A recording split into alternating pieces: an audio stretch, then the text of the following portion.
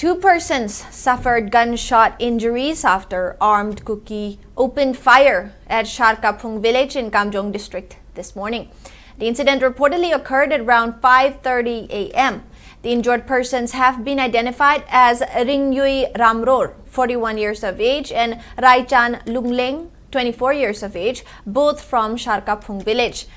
Ringyui Ramror was reportedly hit by bullet on his leg, while Raichan Lungleng suffered injuries on his feet, and they have been taken to Ukhrul District Hospital for treatment. According to locals, the firing allegedly originated from Mongkot Chepu in Ukhrul District, about 1 kilometer from Sharkaphung. The two villages are located close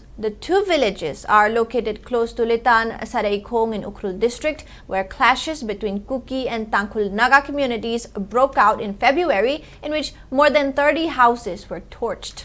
Meanwhile, the Central Working Committee of the Tangkhul Naga Foothills Organization expressed grave concern over the violence, alleging involvement of Kuki militants operating under the Suspension of Operation Sioux Agreement.